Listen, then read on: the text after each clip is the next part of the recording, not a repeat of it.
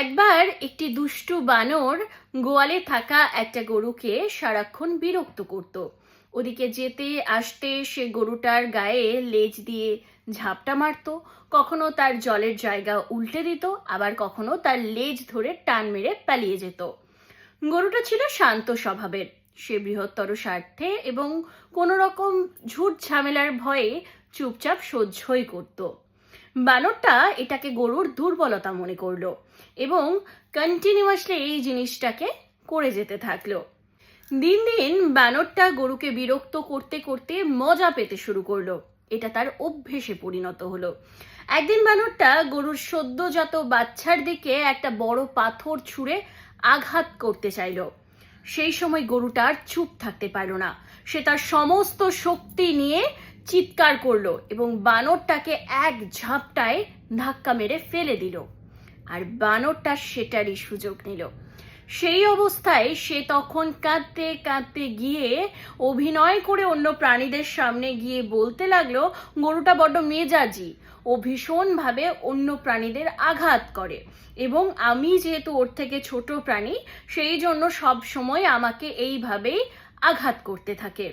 আর সব প্রাণীরা কি দেখলো?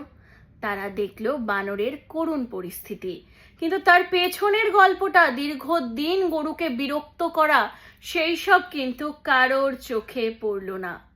কি গা শিউরে উঠছে তো? এক্স্যাক্টলি এরকমই হয় আমাদের সঙ্গে। আমাদের সমাজেও এরকম মানুষ হামেশাই ঘুরে বেড়ায়, যারা দীর্ঘদিন তোমাকে বিরক্ত করবে, তোমার কাজে বাধা সৃষ্টি করবে, তোমার পা ধরে টেনে নামানোর চেষ্টা করবে, তোমার স্ট্রাগলের সময়ে মজা নেবে। আর তার আচরণে বিরক্ত হতে হতে তোমার যেদিন দেওয়ালে পিঠ থেকে যাবে, তুমি প্রতিবাদ করে উঠবে, সেদিনই তারা সেটারও সুযোগ নেবে। তারা তোমার সেই একদিনের প্রতিক্রিয়াকেই পুরো গল্প বলে প্রতিষ্ঠিত করার চেষ্টা করবে।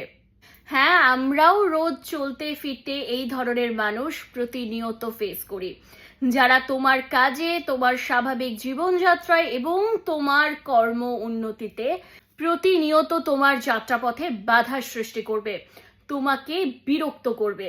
আর যেদিন দেওয়ালে পিঠ থেকে গিয়ে তুমি প্রতিবাদ করবে, সেদিনই তারা মাটিতে পড়ে এমন ভুক্তভোগীর অভিনয় করবে যেন সব দোষটাই তোমার।